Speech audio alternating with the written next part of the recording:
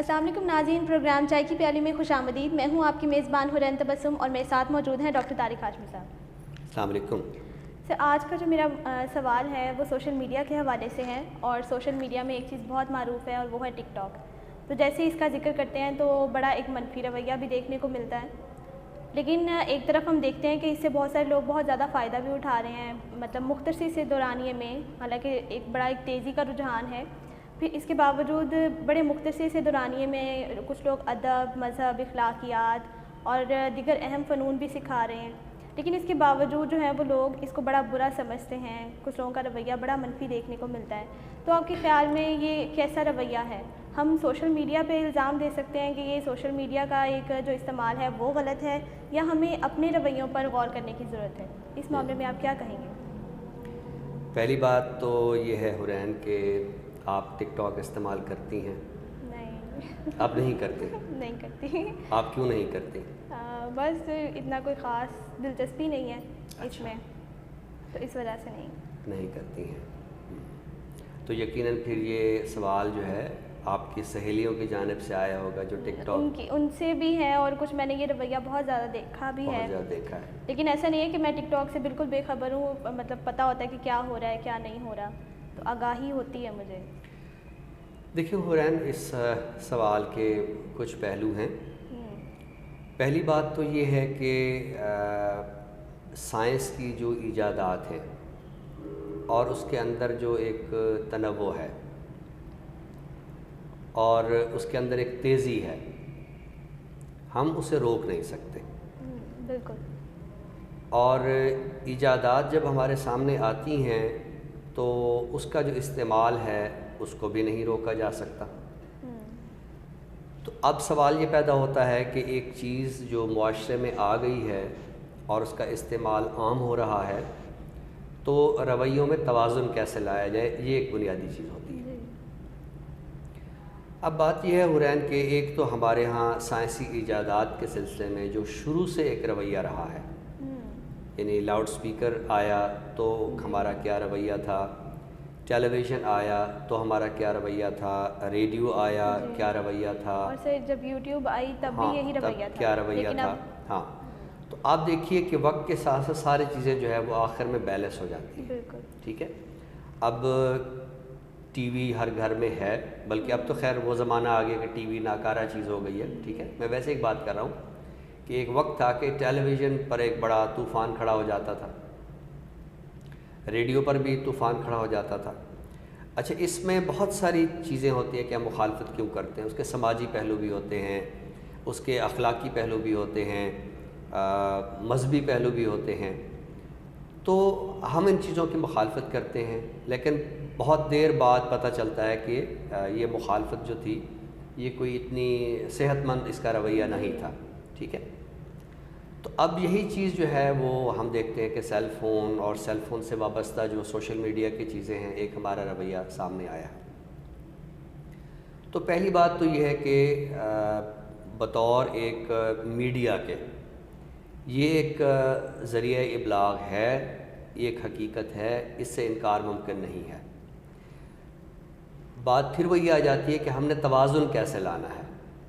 اچھا، ایک چیز اور دیکھیں حورین کہ ہم جو بنیادی طور پر انوینٹر نیشن نہیں ہیں، ایجاد کرنے والی قومیں نہیں ہیں، ہم کنزیومر نیشنز ہیں۔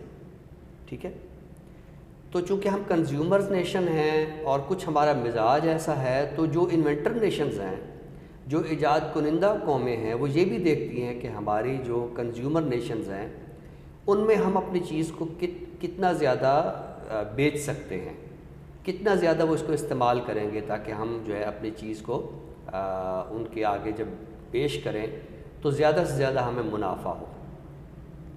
تو چونکہ ہم کنزیومر نیشن ہیں اور ہمارے اندر ایک چیز یہ بھی ہے کہ ہم دریافت یا ایجاد اس کی طرف بہت کم جاتے ہیں، ہم تھوڑی سی وقت گزار قومیں ہیں۔ ٹھیک ہے، تو اس وجہ سے جو کچھ رجحانات سامنے آتے ہیں تو ہمیں ان جو اعتراضات ہیں ان کو بہرحال اہمیت دینی چاہیے کہ وہ اگر اعتراض ہوئے ہیں تو یہ اعتراض اس پہ نہیں ہے، ٹک ٹاک پہ نہیں ہے، اعتراض کس پر ہے، اس کو ہم کیسے کنزیوم کر رہے ہیں، ہم اس کے کیسے کنزیومر ہیں۔ ٹھیک ہے. اب ہم اگر اس میں یہ ہے کہ کھیل کود میں لگے رہیں تو ظاہر ہے کہ وہ ہمارے لیے نقصان دہ ہے. یہ بالکل ہی ایسے ہے کہ جیسے لاؤڈ سپیکر ہے, ہم اگر ہر جگہ اس کا استعمال کریں گے تو ماحول کی آلودگی جو ہے وہ پھیلے گی. اگر ہم ہر وقت ٹیلی ویژن کے آگے بیٹھے رہیں, ہم تفریح تباہ کے مختلف پروگرام دیکھتے رہیں تو ظاہر ہے ہم وقت ضائع کر رہے ہیں. تو جو والدین اور اساتذہ کا یہ اعتراض ہے کہ بچے ہمہ وقت جو ہے کھیل کود میں لگے رہتے ہیں, تو ہمیں والدین اور اساتذہ کے اس اعتراض کو بہرحال اہمیت دینی چاہیے.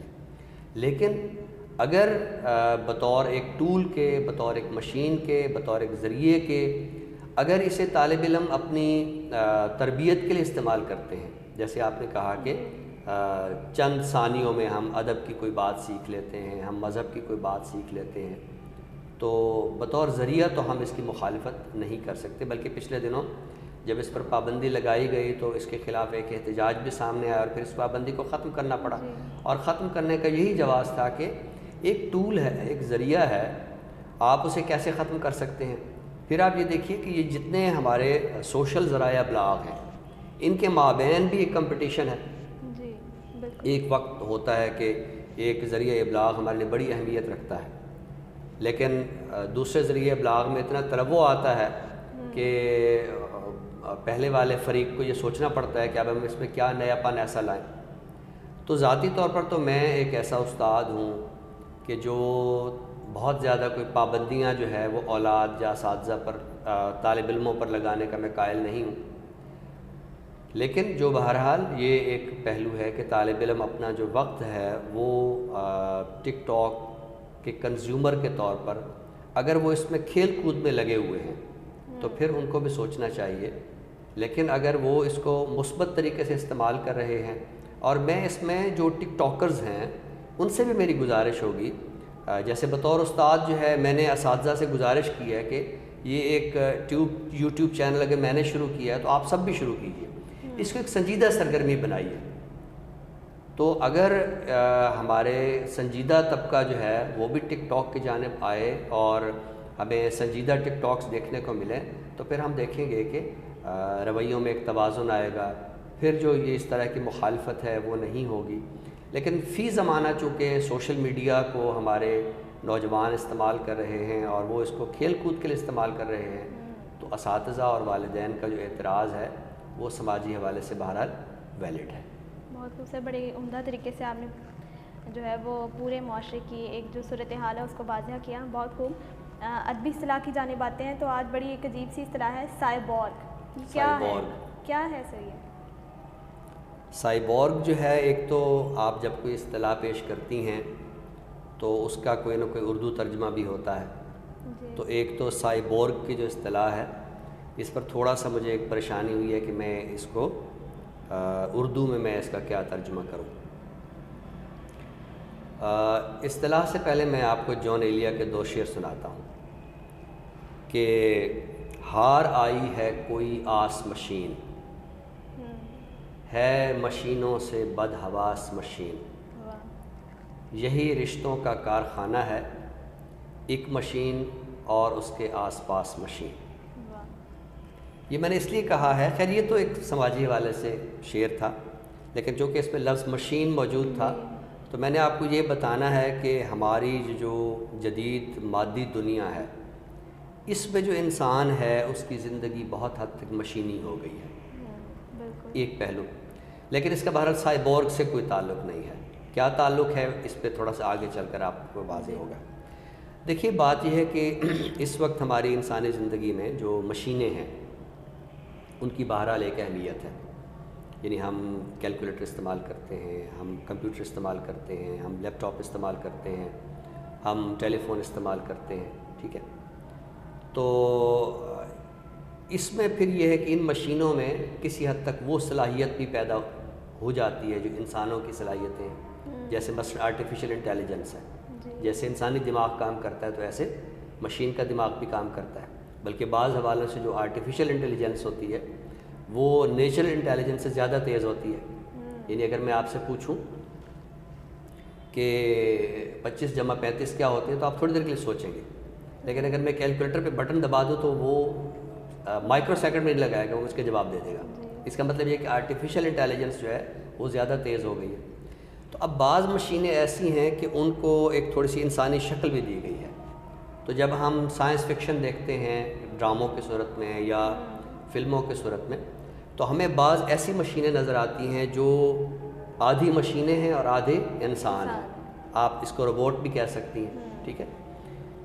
تو ایسی مشینیں جو آدھی مشینیں ہیں اور آدھی ان کا روپ جو ہے وہ انسان جیسا ہے, تو اس کے لیے ایک اصطلاح بنائی گئی ہے سائبورگ کی. یعنی وہ مشینیں جو ہیں تو مشینیں لیکن انہیں جو ایک ساخت دی گئی ہے وہ انسانوں جیسی دی گئی ہے. اصل میں انسان جو ہے یہ چونکہ بنیادی طور پر ایجاد مزاج ہے, چیزیں ایجاد کرتا ہے, تو جیسے خدا کی صفت ایجاد کرنے کی ہے اور اب یہ صفت انسانوں میں جس حد تک بھی ہے, تو اس کی ایک کوشش ہے کہ میں زمین پر کوئی ایسی مخلوق ایجاد کروں جو میرے جیسی ہو. تو آرٹیفیشیل انٹیلیجنس بھی اس کی ایک شکل ہے. تو اور انسان یہ بھی چاہتا ہے کہ مشینیں بھی ہوں لیکن میں بھی موجود رہوں. تو اب یہ جو درمیان کیا ایک رستہ انسان نکالتا ہے وہ یہ ہوتا ہے کہ ہے تو وہ مشین لیکن اس کو ایک تھوڑا سا انسانی شکل دی جاتی ہے. تو سائنس فکشن میں جو ایسے کردار ہوتے ہیں کہ جو مشین بھی ہیں اور انسان بھی ہیں, تو ایسے مشینوں کے لیے جو اصطلاح ہے وہ سائبورگ کی ہے. بہت خوبصورت, بڑی منفرد اصطلاح آج جو ہے نا وہ سننے کو ملی, اور یقیناً ہمارے ناظرین کو بھی بڑا جو ہے وہ فائدہ ہوگا اس سلسلے سے. تو آخری حصے کی جانب آتے ہیں. آج کون سی کتاب ہم تعارف کے لیے پیش کرنے جا رہے ہیں؟ آج بھی ایک بہت دلچسپ کتاب ہے تو یہ بہت چھوٹی سی لیکن بہت اچھی کتاب ہے. ہم جو اردو نظم کی تاریخ ہے اور خصوصاً جو جدید نظم ہے اس میں ایک نام ڈاکٹر وزیر آغا بہت اہم ہے. بالکل. ڈاکٹر وزیر آغا نظم گو شاعر بھی ہیں. ڈاکٹر وزیر آغا نے جو نظم کی شعریات ہیں ان کو واضح کرنے کے سلسلے میں بڑا کام کیا ہے. اوراق کا جو جدید نظم نمبر ہے وہ نظم کی تاریخ میں اور تنقید نظم کی تاریخ میں بہت اہمیت رکھتا ہے. پھر یہ جو ہماری جدید تھیوریاں ہیں ان کو کھولنے میں, ان پر بحث کرنے کے سلسلے میں جتنا کام ڈاکٹر وزیر آغا کا ہے شاید ہی کسی اور نقاد کا ہو, بلکہ جدید تھیوریوں کو متعارف کرانے والے جو ہمارے اساسی ناقدین ہیں ان میں ایک نام ڈاکٹر وزیر آغا کا بھی ہے. تو ڈاکٹر وزیر آغا کی بنیادی حیثیت تو ایک تخلیق کار کی ہے. تو وزیر آغا صاحب کی کچھ نظمیں ایسی ہیں کہ ان کا تجزیاتی مطالعہ کیا ہے ذوالفقار احسن نے. ذوالفقار احسن خود بھی جو سرگودھا کی ادبی فضا ہے اس میں بڑا ایک اہم نام ہے. اسالیب کے نام سے یہ ایک ادبی پرچہ بھی جاری کرتے ہیں. تو نظم سے اور افسانے سے ان کی بڑی خاص دلچسپی ہے.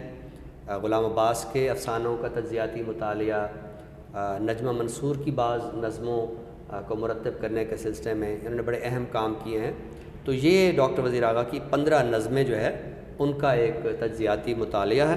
یہ ایک چھوٹی سی کتاب ہے اور اس میں جن نظموں کا تجزیہ کیا گیا ہے ان میں سے کچھ نظمیں اگر میں ان کے نام اپنے قارئین چونکہ ہم لکھتے بھی رہتے ہیں تو ایک لفظ منہ پہ چڑھا ہوا ہے, ناظرین کو ہم بتاتے ہیں. یہ نام آنکھ صدف بن جاتی ہے, کینوس, ستمبر, آزادی, پیار, سفر, آپ کا کوئی نام تو ہوگا, شام, پیپل, عکس, کوزے بھرنے لگتے ہیں, ٹائٹینک, میرے قلم کی روانی, لرزتی گونج نیلے پانیوں کی. تو یہ نظموں کے تجزیات ہیں. اس کے آخر میں ڈاکٹر وزیر آغا کے ساتھ ایک گفتگو بھی شامل کی گئی ہے اور وہ بھی ظاہر ہے کہ تخلیقی حوالے سے ہے. تو یہ ذوالفقار احسن صاحب کی بہت شاندار کتاب ہے, وزیر آغا کی 15 نظمیں.